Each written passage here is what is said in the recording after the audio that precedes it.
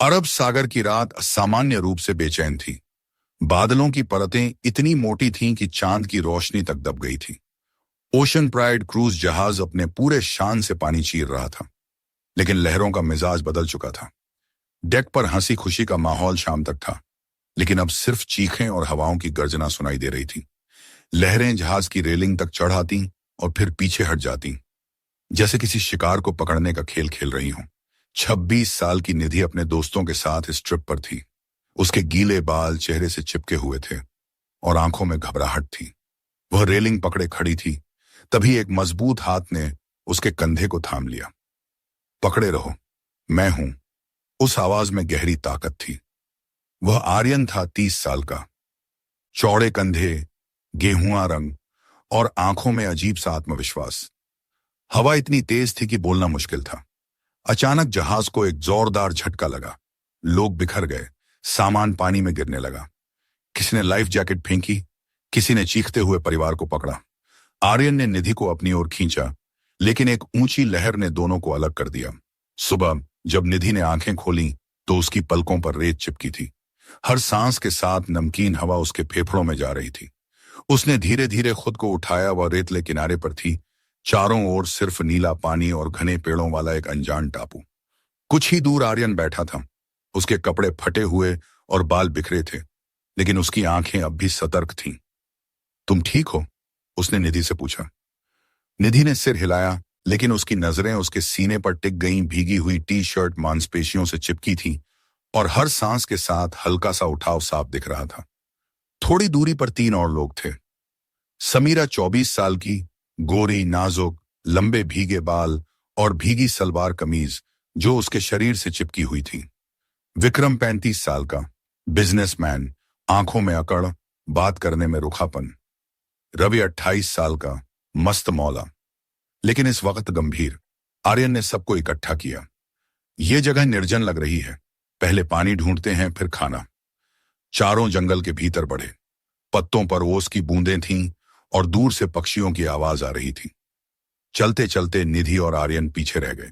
एक जगह झाड़ी से गुजरते हुए आर्यन ने निधि का हाथ पकड़कर आगे खींचा। वह सीधे उसके सीने से टकराई।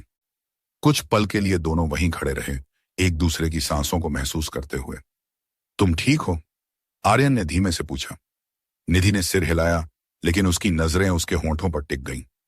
आर्यन के चेहरे पर हल्की मुस्कान आई, लेकिन उसने कुछ नहीं कहा, बस उसका हाथ पकड़े रखा।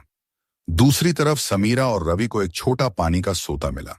सबने वहीं प्यास बुझाई। समीरा पानी पीने के लिए झुकी और उसके भीगे कपड़े उसकी त्वचा से चिपक गए। रवि ने अनजाने में उसकी तरफ देखा, फिर नजरें झुका लीं, लेकिन समीरा ने महसूस किया और उसके गालों पर हल्की लालिमा आ गई। शाम तक ठंड बढ़ने लगी।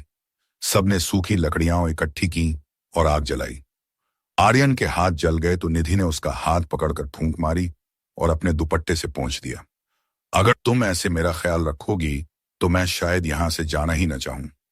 आर्यन ने उसकी आंखों में देखते हुए कहा। बारिश शुरू हो गई। सब एक गुफा में शरण लेने पहुंचे। निधि ठंड से कांप रही थी। आर्यन ने उसे अपनी बाहों में भर लिया और अपना जैकेट उसके चारों ओर लपेट दिया। निधि का सिर आर्यन के सीने पर था। उसकी गर्म सांसें गर्दन पर महसूस हो रही थीं। धीरे धीरे निधि का हाथ उसकी कमर तक पहुंच गया। आर्यन ने उसके बालों में उंगलियां फेरी और उनके होंठ मिल गए धीमा, लेकिन गहराई से भरा चुंबन। ठीक है, अब मैं भाग 6 से आगे कहानी को गहराई में ले जाता हूं।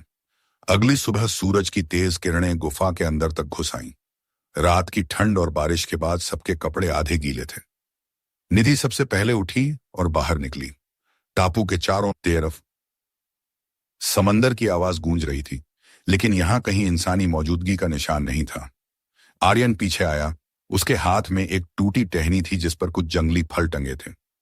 ज्यादा नहीं मिले, उसने कहा, लेकिन पेट में कुछ तो जाएगा। निधि ने एक फल का टुकड़ा उसके मुंह तक बढ़ाया।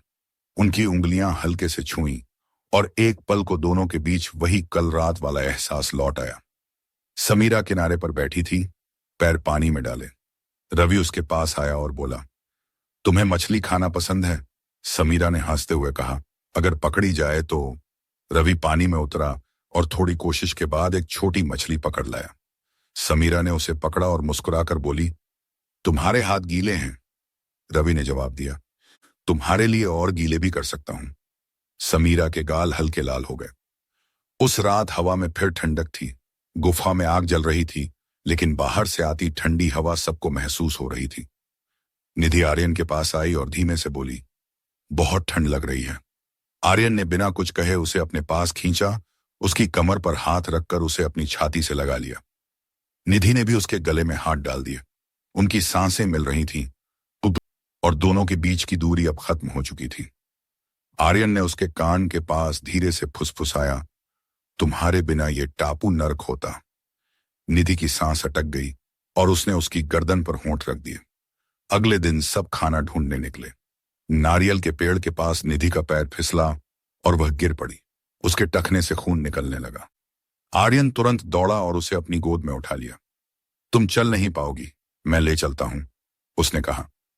गुफा में पहुंचकर उसने पानी से उसका जख्म साफ किया और अपनी शर्ट का टुकड़ा बांध दिया। निधि ने उसकी आंखों में देखते हुए कहा, तुम्हारी बाहों में मैं खुद को सबसे सुरक्षित महसूस करती हूं। आर्यन ने उसकी हथेली पकड़कर बस इतना कहा, हम यहां से निकलेंगे साथ में। रात में समीरा को ठंड लग रही थी। रवि ने अपनी टी शर्ट उतारकर उसे दे दी। तुम पहन लो, वरना बीमार पड़ जाओगी। समीरा ने उसे पहना और उसकी खुशबू से उसका चेहरा गर्म हो गया। दोनों के बीच हल्की सी मुस्कान हुई, लेकिन आंखों में कुछ और गहराई आ गई थी। 3 हफ्ते बाद हवा का मिजाज फिर बदल गया। पेड़ों की पत्तियां तेजी से हिलने लगीं। आसमान पर काले बादल छा गए। कुछ बड़ा आने वाला है, विक्रम ने कहा। सबने गुफा को मजबूत किया, लकड़ियां इकट्ठी की। रात में हवाएं चीख रही थीं। गुफा में सब पास पास बैठे थे। निधि ने आर्यन का हाथ पकड़ा और बोली, अगर कल हम यहां से बचे तो क्या तुम मुझे कभी छोड़ोगे? आर्यन ने उसके होंठों पर अपनी उंगली रखी, फिर उसे गले से लगा लिया। दोनों के आलिंगन में उस रात चाहत और डर दोनों ने हुआ मेरी अरन दोनों मिले हुए थे। सुबह तूफान आया। बारिश इतनी तेज थी कि सामने कुछ दिखना मुश्किल था। अचानक दूर समुद्र में एक जहाज दिखा। सबने मिलकर आग जलाई और कपड़े जलाकर धुआं किया। जहाज ने उन्हें देख लिया और बचाव नाव भेज दी। आर्यन ने निधि का हाथ पकड़ा और कहा, यह टापू हमें मिलाने के लिए था। अब चाहे जिंदगी कहीं भी ले जाए, मैं तुम्हारा हूं। निधि ने उसकी बाहों में सिर छिपा लिया। मुंबई 1 साल बाद आर्यन और निधि की शादी हो चुकी थी।